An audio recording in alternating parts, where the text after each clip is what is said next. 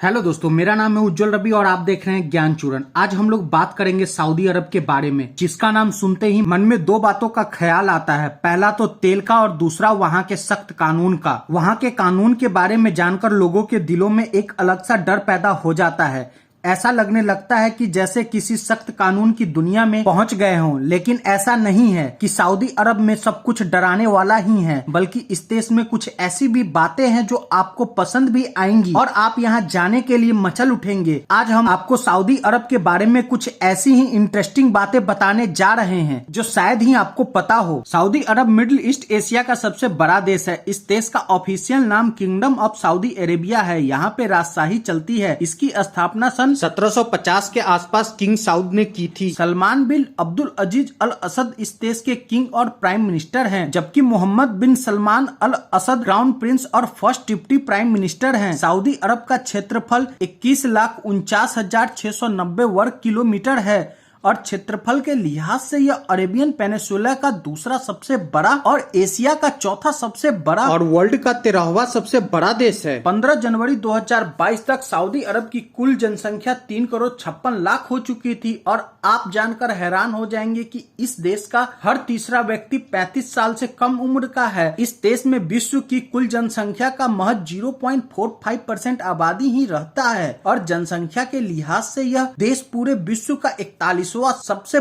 बड़ा देश है। पॉपुलेशन डेंसिटी की बात की जाए तो प्रति वर्ग किलोमीटर में औसतन 16 व्यक्ति रहते हैं। इस देश का ऑफिशियल धर्म इस्लाम है। यहाँ की लगभग 93% आबादी इस्लाम को फॉलो करती है, जिसमें से 85% सुन्नी और 15% शिया मुसलमान है, जबकि 4.4% आबादी ईसाई धर्म को, 1.1% आबादी हिंदू को और 0.3% आबादी बौद्धिज्म को फॉलो करती है। सऊदी अरब की राजधानी का नाम रियाद है और इस देश का सबसे बड़ा शहर भी है। इस्लाम का सबसे पवित्र धार्मिक स्थल मक्का मदीना सऊदी अरब में ही है। हर साल पूरी दुनिया से यहाँ लाखों मुस्लिम हज करने आते हैं। सऊदी अरब की जीडीपी 1.06 ट्रिलियन डॉलर है, जबकि प्रति व्यक्ति आय $27,941 है। इस देश की इकोनॉमी मुख्य रूप से क्रूड ऑयल के निर्यात पर टिकी हुई है। इस देश की कुल जीडीपी का 67% रेवेन्यू क्रूड ऑयल और नेचुरल गैस के निर्यात से आता है। इसके अलावा सर्विस सेक्टर और टूरिज्म से भी सऊदी गवर्नमेंट को अच्छा खासा रेवेन्यू मिलता है। सऊदी अरेबिया में दुनिया का दूसरा सबसे बड़ा क्रूड ऑयल का भंडार मौजूद है, जबकि यह दुनिया का सबसे बड़ा क्रूड ऑयल का निर्यातक देश है। इतना ही नहीं, सऊदी अरब के पास दुनिया का 5वां सबसे बड़ा नेचुरल गैस का भंडार भी है। इस देश में ही दुनिया का सबसे बड़ा ऑयल फील्ड अल अहसा और घाबर ऑयल फील्ड है। एक अनुमान के मुताबिक इसमें